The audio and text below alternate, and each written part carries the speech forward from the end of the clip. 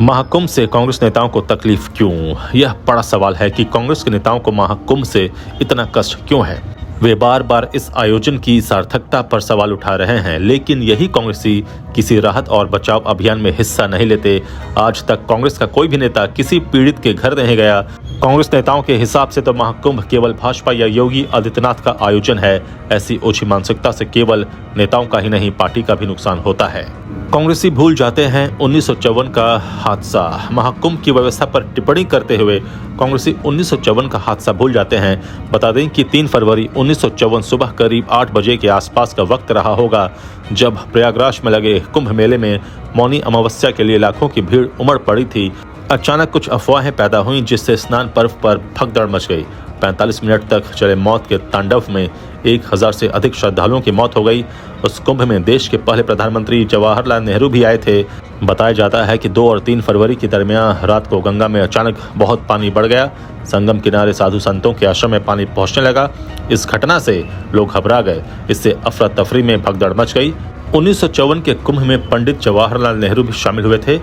अमावस्या के एक दिन पहले नेहरू आए थे और उन्होंने संगम में स्नान भी किया था, लेकिन उसी दिन वह तैयारियों से संतुष्ट होकर वापस लौट गए थे। हादसे के बाद नेहरू ने न्यायमूर्ति कमलाकांत वर्मा की अध्यक्षता में जांच कमेटी बनाई। हादसे के बाद नेहरू ने नेताओं और अति विशिष्ट लोगों से स्नान पर्व पर कुंभ न जाने की अपील की थी। उस घटना के बाद से अरसे तक कुंभ में भगदड़ नहीं मची थी। भगदड़ यानी मौत का यह तांडव करीब 45 मिनट तक चलता रहा। इससे कुछ ही समय बाद भीड़ खुद ही नियंत्रित हो गई। विभिन्न स्रोतों के अनुसार त्रासदी के आंकड़े अलग अलग थे। अब राहुल गांधी ने क्या कहा? खड़गे के बयान पर विवाद अभी थमा ही नहीं था कि कांग्रेस के युवराज राहुल गांधी ने लोकसभा में राष्ट्रपति के अभिभाषण पर धन्यवाद प्रस्ताव पर चर्चा शुरू करते हुए कई बार बेतुके बयान दिए।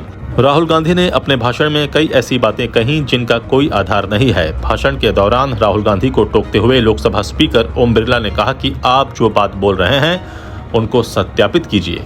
राहुल ने कहा कि विदेश मंत्री एस जयशंकर इसलिए बार बार अमेरिका जा रहे थे ताकि भारतीय प्रधानमंत्री को डोनाल्ड ट्रंप के शपथ ग्रहण समारोह में बुलाया जाए। इस पर संसदीय कार्य मंत्री किरण रिजिजू ने आपत्ति जताई और विदेश मंत्री जयशंकर ने इसे भारत की छवि खराब करने वाला काम बताया।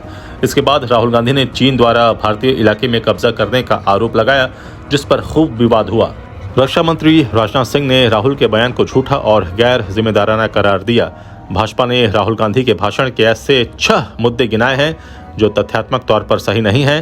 पार्टी ने कहा कि 4 बार सांसद रहे राहुल गांधी देश को बदनाम करने की कोशिश कर रहे हैं। पार्टी ने कहा कि राहुल गांधी को झूठ बोलने की आदत है। आजाद सिपाही के विशेष में अभी इतना ही। आप हमारे इस YouTube चैनल को जरूर सब्सक्राइब करें और भी अधिक जानकारी के लिए पढ़ते रहिए अपना लोकप्रिय दैनिक अखबार आजाद सिपाही। धन्यवाद।